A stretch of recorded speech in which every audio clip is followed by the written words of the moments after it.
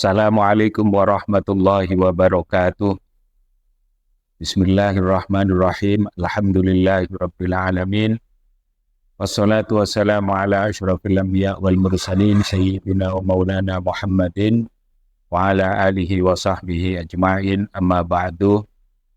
Para pemirsa Sanupa Channel yang berbahagia, mudah-mudahan kita senantiasa diberi kemudahan oleh Allah untuk dapat dan terus dapat melaksanakan perintah-perintah Allah, utamanya pada bulan Ramadan ini kita dapat melaksanakan puasa dengan sempurna dan menambahnya dengan ibadah-ibadah lain sesuai apa yang telah diperintahkan dan dianjurkan oleh Allah Subhanahu wa Ta'ala. Kewajiban puasa Ramadan, kalau kita menilik sejarahnya, bahwa syariat puasa itu mulai diwajibkan pada tahun kedua Hijriah, tahun kedua setelah Kanjeng Nabi hijrah dari Mekah ke Madinah, tepatnya pada bulan Sya'ban, bulan terakhir sebelum bulan Ramadan. Menurut catatan juga bahwa puasa yang dilakukan di awal-awal disyariatkannya puasa ini tidak seperti puasa yang kita lakukan pada saat ini. Di awal-awal, para sahabat dan umat Islam hanya diwajibkan melaksanakan puasa selama 3 hari dalam 1 bulan, yakni di tanggal 13, 14, dan 15, tapi itu berulang dilakukan setiap bulan. Sehingga kalau diakumulasi dalam setahun, umat Islam melaksanakan puasa sebanyak 36 hari. Dan itu tentu secara hitungan lebih banyak dari puasa yang kita lakukan pada saat ini. Ditambah lagi 1 hari dalam setahun, yakni setiap tanggal 10 Muharram, yang kemudian dalam perjalanannya semuanya itu menjadi puasa sunat bagi kita.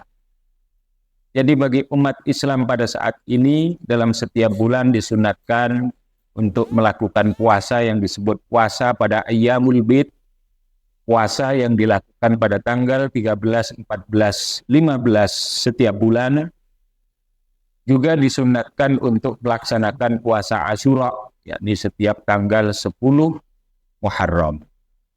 Kewajiban puasa semacam ini kemudian berubah, direvisi menjadi kewajiban puasa di bulan Ramadan. Hanya saja bentuknya belum seperti, tata laksananya belum seperti puasa yang kita lakukan saat ini. Pada saat itu para sahabat dalam melakukan puasa, para sahabat mulai diharamkan hal-hal yang bisa membatalkan puasa terhitung sejak bangun tidur malam.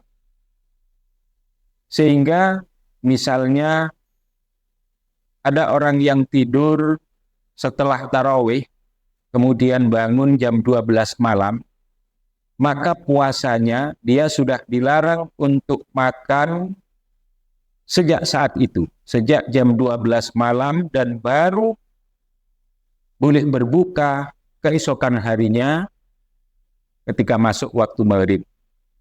Jadi sejak bangun tidur malam, kita sudah tidak diperbolehkan untuk makan, tidak diperbolehkan untuk minum, termasuk juga tidak diperbolehkan untuk menggauli istrinya. Dan tentu saja pelaksanaan puasa seperti ini terasa lebih berat dibandingkan puasa yang kita lakukan pada saat ini. Pernah ada satu kejadian yang menimpa sahabat Umar.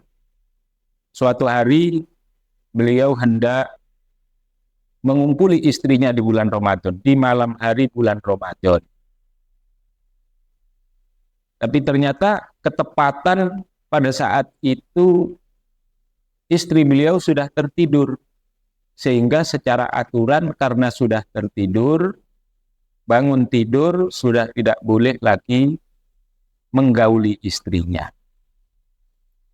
Kejadian yang kemudian merubah tata laksana puasa seperti yang kita lakukan pada saat ini adalah satu kejadian yang dialami oleh sahabat Qais bin Sirmah.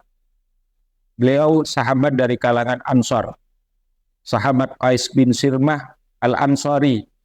Keterangan ini bisa didapat di kitab Sahih Bukhari. Di sana diterangkan bahwa ada satu kejadian yang menimpa sahabat Qais bin Sirmah.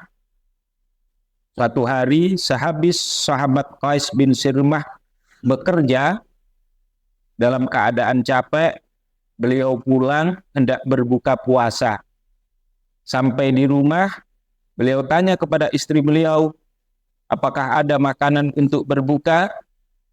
Jawaban istrinya, belum ada suamiku, tunggulah sebentar akan aku siapkan.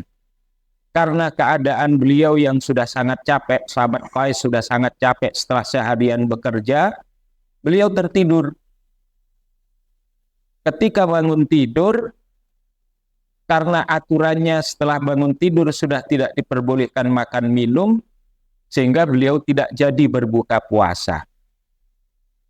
Sehingga mulai malam itu beliau tidak makan, akhirnya kejadian keesokan harinya pada siang hari, sahabat Qais ini pingsan. Kejadian ini kemudian dilaporkan kepada Rasulullah, dan kemudian turunlah ayat, Uhilla lakum lailatas siyamir rafathu ila nisaikum. Dihalalkan bagi kamu semua pada malam hari lailatus siyam, pada malam hari puasa, untuk berkumpul atau menggauli istri-istri kamu. Dengan turunnya ayat ini, para sahabat bergembira dengan sangat gembiranya. Sehingga kemudian tata laksana puasa kemudian berubah menjadi seperti yang kita lakukan saat ini. Jadi secara umum, secara menurut sejarah, ini bisa kita baca bahwa pelaksanaan puasa yang kita lakukan pada saat ini sudah lebih ringan dibanding pelaksanaan puasa di awal-awal kewajibannya. Para pemirsa Sanupa Channel yang saya hormati, kita hendaknya melihat bahwa perintah puasa ini bagi kita bukan sekedar perintah, akan tetapi bentuk penghormatan Allah kepada kita semua. Kita tahu bahwa bulan Ramadan itu adalah bulan yang penuh dengan kebaikan, bulan yang penuh dengan keistimewaan. Di bulan Ramadan menjadi bulan turunnya Al-Quran. Di bulan Ramadan dalam peristiwa sejarah terjadi Perang Badar, perang pertama yang dialami oleh umat Islam. Di bulan Ramadan juga terjadinya Fathu Makkah, kemerdekaan Mekah. Di bulan Ramadan juga ada satu malam yang sangat istimewa yang kita kenal dengan Lailatul Qadar, yang di dalam Al-Quran disebutkan khairun min alfi syahr, lebih baik dibanding dengan 1000 bulan. Bulan Ramadan adalah bulan yang sangat istimewa, bulan yang penuh berkah. Kemudian kita oleh Allah diberikan penghormatan termasuk makhluk yang terlibat di dalamnya. Ini adalah satu bentuk penghormatan. Umumnya manusia akan merasa bangga ketika dia terlibat dalam suatu hal yang istimewa, walaupun sesuatu itu dianggap berat.